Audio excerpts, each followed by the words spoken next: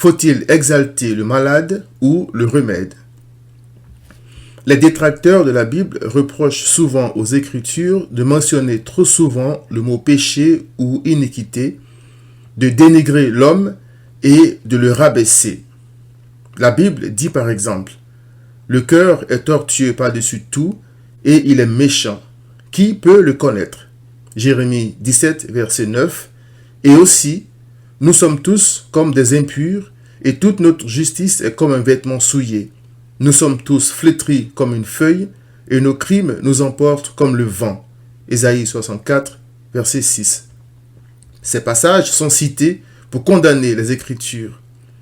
Certains hommes ont donc pris sur eux de revaloriser l'être humain et de parler davantage de sa grandeur, de son génie et de ses actes de charité. En réalité, les Écritures ne se contentent pas de parler du péché, elles en indiquent le remède en donnant des preuves de son efficacité. J'en ai fait l'expérience. Christ change la vie de ceux qui le reçoivent. Dans la Bible, l'histoire de Simon le pharisien et de la prostituée illustre mes propos.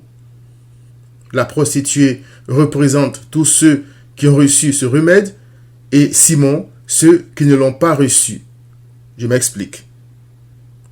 Il est écrit: un pharisien pria Jésus de manger avec lui. Jésus entra dans la maison du pharisien et se mit à table. Et voici une femme pécheresse qui se trouvait dans la ville, ayant su qu'il était à table dans la maison du pharisien, apporta un vase d'albâtre plein de parfums et se tint derrière aux pieds de Jésus.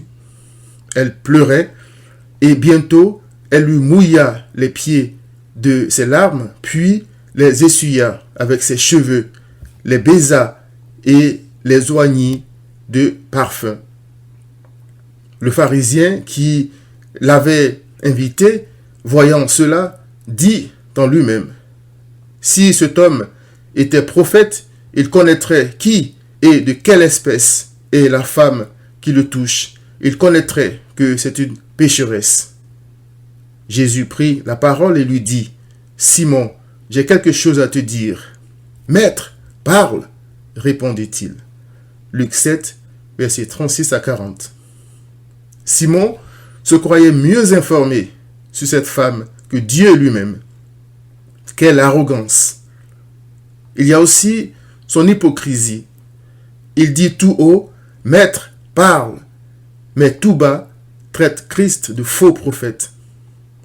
Que dire de son dédain pour la pauvre femme qui pleurait?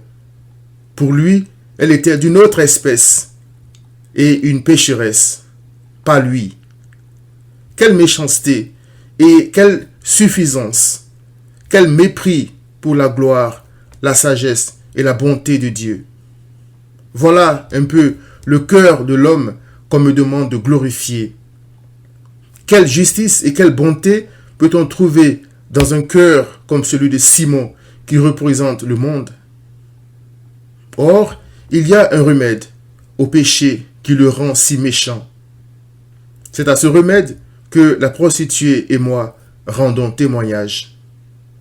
Il est écrit: puis, se tournant vers la femme, il, c'est-à-dire Jésus, dit à Simon: vois-tu cette femme?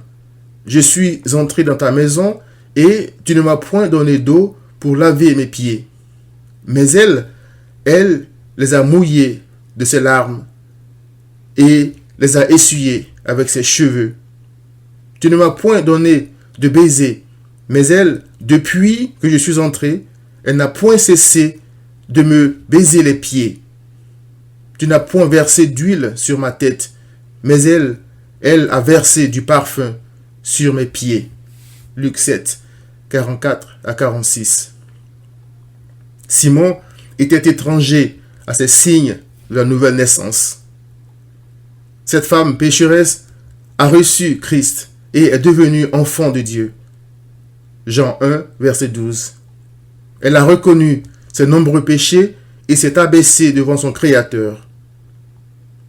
Elle lui a rendu gloire en utilisant ses membres et ce qu'elle avait de plus cher pour l'exalter.